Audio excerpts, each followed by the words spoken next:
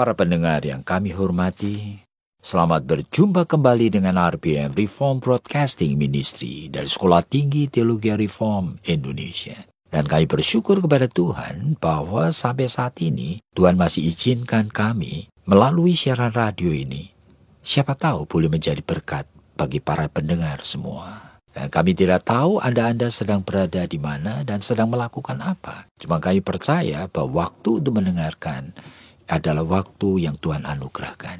Nah, mari kita berinteraksi melalui topik yang kita bicarakan ini. Nah, kali ini kita masih melanjutkan pembicaraan dengan topik memberi dan menerima. Give and take. Jadi ini merupakan sesuatu yang sangat penting dalam hidup ini.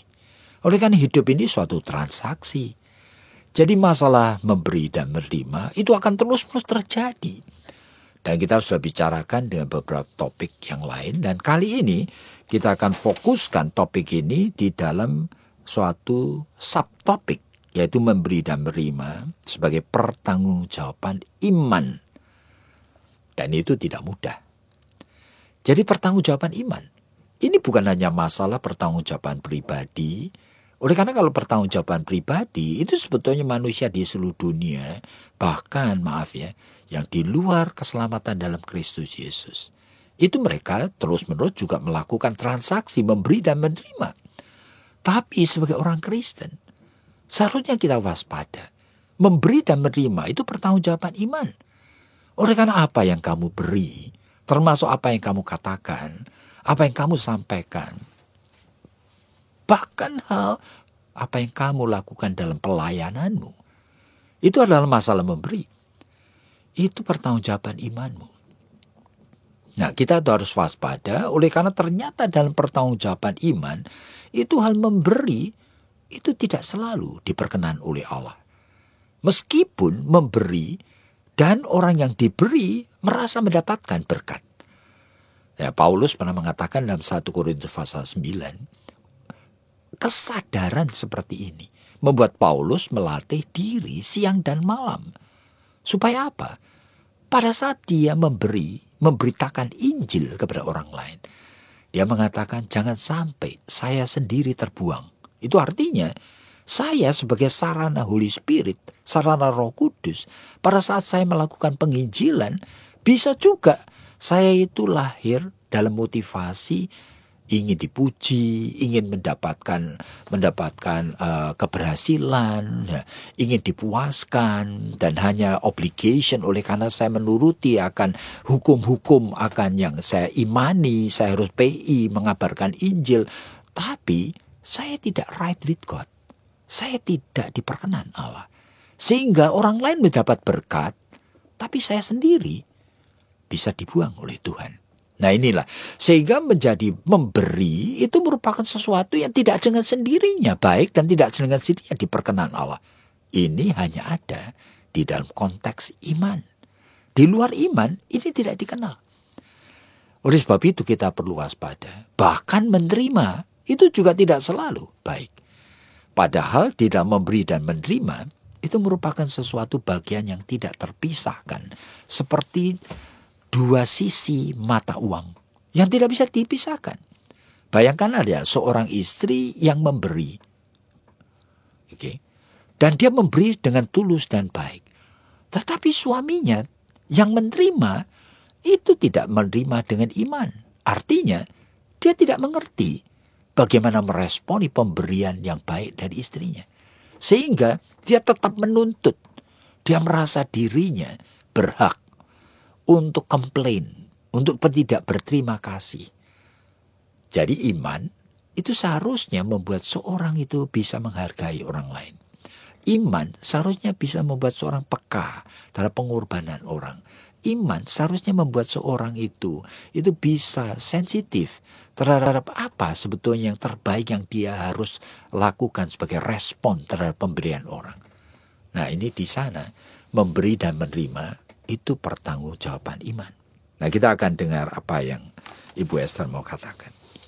Ya Pak, saya melihat bahwa bagaimana ya kita itu bisa lalu kemudian mengkaitkan apa yang terjadi di dalam kehidupan kita, misalnya kalau kita memberi begitu ya, lalu kemudian dilihat oleh pasangan itu sebagai sesuatu yang baik, yang tulus, dan yang seharusnya diterima dengan iman.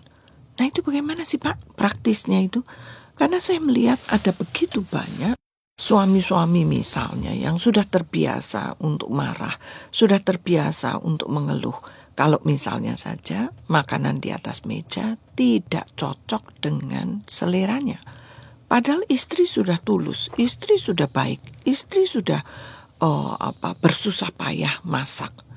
Tidak ada pembantu dengan membersihkan rumah, mencoba untuk mendidik, membesarkan anak, ngantar sekolah, jemput sekolah.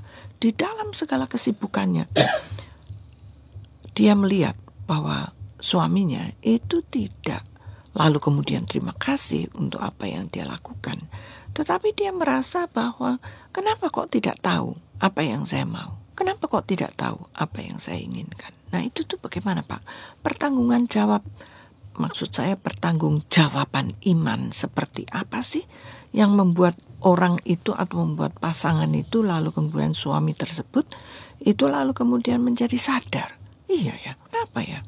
Dicoba juga belum, sudah marah duluan. Bagaimana itu Pak? Ini persoalannya, ini sebenarnya sejak kita menjadi milik Kristus, sudah dibeli oleh dengan darah Kristus yang tidak ternilai. 1 Korintus pasal 6 mengatakan, kita ini milik Kristus. Bahkan tubuh kita ini rumah Roh Kudus. Nah, sehingga dalam Roma pasal ke-14 sampai diingatkan, segala sesuatu yang kamu lakukan tanpa iman itu dosa. Nah itu, jadi segala sesuatu. Sehingga Luther itu sampai berani mengatakan bahwa washing pot and pan, itu mencuci akan panci dan piring itu sekali. Itu pun adalah ibadat kepada Tuhan. Kenapa? Segala sesuatu. Jadi bukan cuma pada saat ke gereja atau pada saat berdoa atau pada saat melayani atau pada saat membaca Alkitab. Enggak, segala sesuatu. Bahkan pada saat makan dan minum. Nah, pada saat tidur. Makanya kalau kita mau perhatikan, kalau sampai suami terus cuma exercise atau istri cuma exercise akan watak buruknya, waduh, hal transaksi memberi itu bukan pertanggungjawaban iman bagi dia. Waduh, berbahaya sekali. Seolah-olah dia masih hidup dan merasa berhak untuk menjadi dirinya sendiri apa adanya. Dan dia seolah-olah ada banyak ruangan di dalam jiwanya yang dia tidak izinkan Kristus itu hadir. Dia tidak izinkan Allah ikut serta. Jadi ruangan-ruangan itu masih banyak sekali.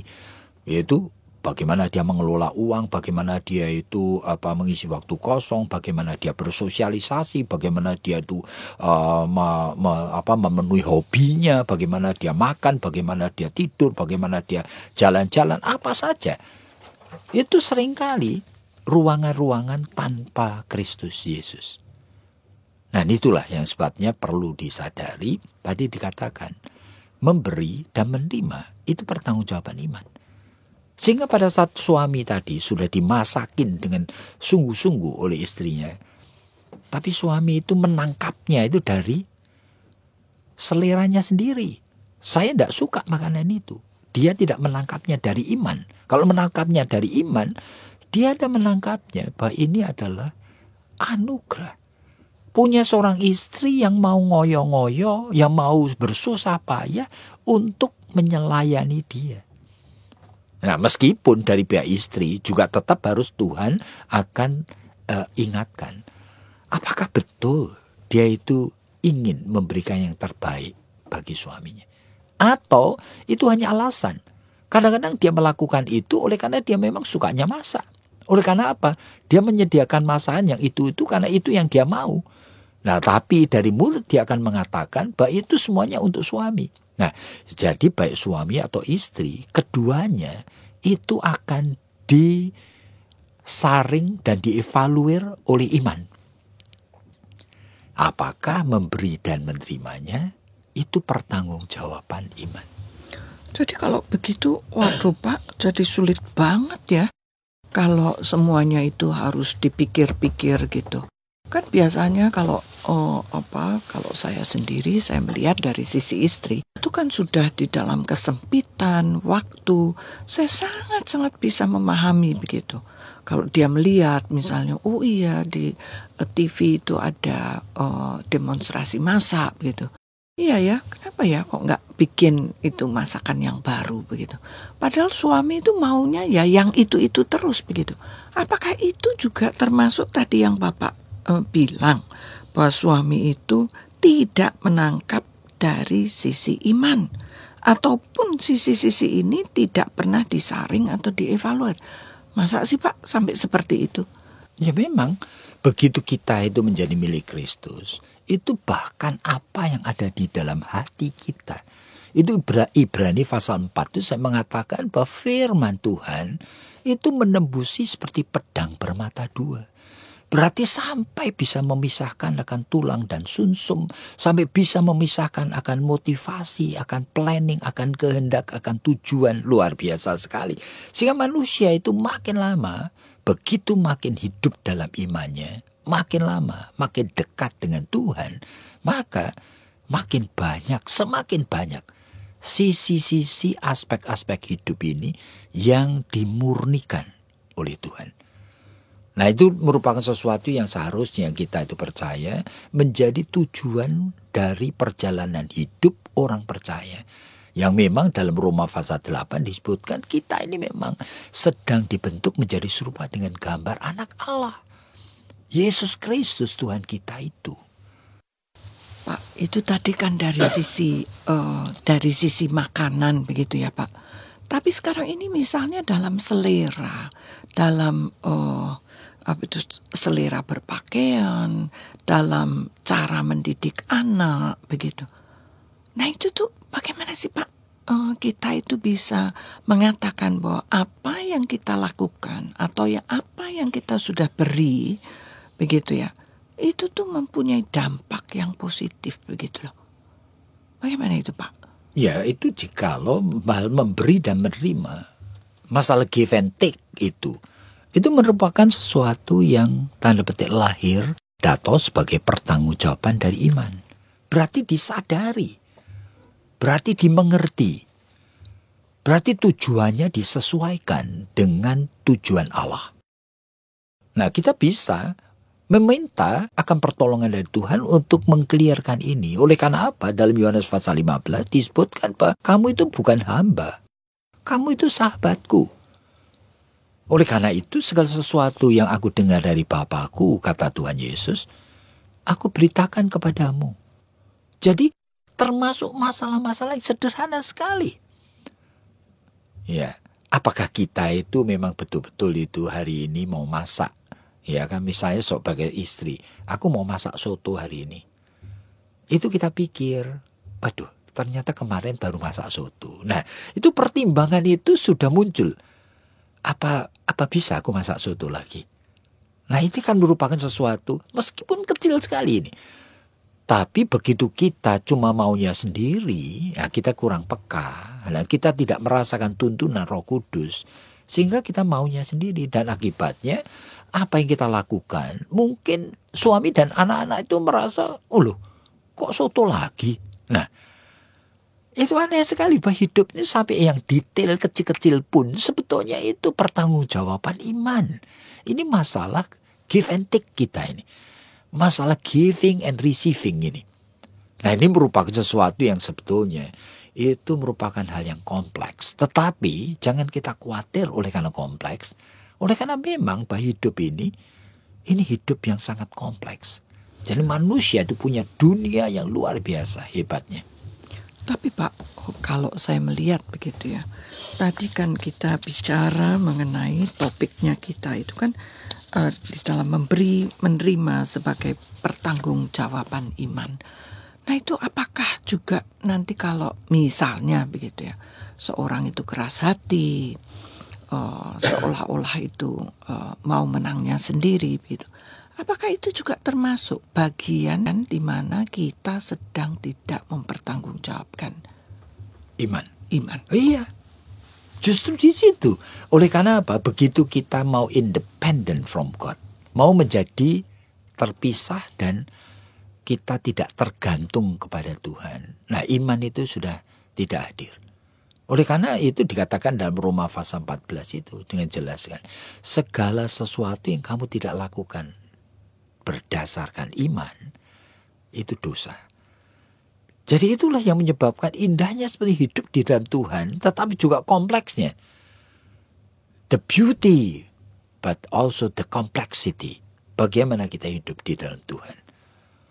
Wah, kalau begitu kan jadi kita itu kalau mau melakukan apa-apa jadi harus dipikir dong Pak 2 kali. Padahal kan irama di dalam kehidupan ini kan tidak seperti itu begitu loh. Ada kalanya kita itu melakukan segala tugas tanggung jawab itu sebagai bagian daripada tugas sehari-hari. Kan kita sudah tidak tanya lagi begitu.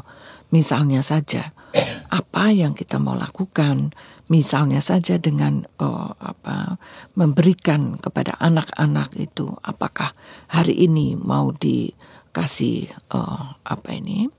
mau dikasih pelajaran atau mau dikasih les atau mau dikasih supaya mereka itu latihan piano, ataupun mereka itu harus misalnya saja cerita Alkitab. Nah, kan seringkali itu yang Asal jalan gitu. Asal jalan gitu. Nah ya itulah, sebetulnya itu hal-hal yang indah sekalipun, itu sama seperti halnya kita pergi ke gereja setiap hari Minggu, sudah menjadi suatu rutinitas yang kosong, yang kemudian Tuhan sampai ngomong, jangan kamu pikir aku nyukai akan hari sabatmu, bahkan persembahanmu itu aku muak. Nah, itu kata Tuhan itu memakai bahasa manusia, itu sangat tajam sekali. Bahwa sebetulnya dalam segala hal kita waspada dan kita harus membuat plan yang baik. Aneh sekali. Tapi kan tidak selalu kita punya kesadaran yang... Nah, justru kesadaran itu yang dan kita minta. kepekaan yang pas gitu loh. Nah, kalau kepekaan yang pas itu tergantung. Oleh karena masing-masing orang dituntut sesuai dengan levelnya. Ya, cuma kita seharusnya belajar untuk mempunyai kesadaran, kepekaan, sehingga keputusan yang kita ambil, tindakan yang kita lakukan, betul-betul merupakan manifestasi iman. Jadi para pendengar yang kami hormati, setelah kita mendengarkan hal-hal seperti ini, mungkin Anda mulai berpikir dan bergumul, waduh, kehidupan Kristiani ini ternyata kompleks sekali. Dan kami mohon, jikalau saudara punya beban dari Roh Kudus untuk menjadi hamba Tuhan, mau mengambil program STH atau MTH, bahkan mau mengambil bidang konseling, dan kami betul-betul mempertanggungjawabkan itu dengan sungguh-sungguh. Silakan join dengan kami. Ada tes ujian masuk nanti. Baik Januari, bulan Mei, bulan Juli, ada ujian masuk. Silakan hubungin kami. Anda dengan latar belakang S1 apa saja, diperkenan untuk apply. Jadi, hubungin nomor telepon di Jakarta 799-0357. 799-0357. Tuhan memberkati Anda.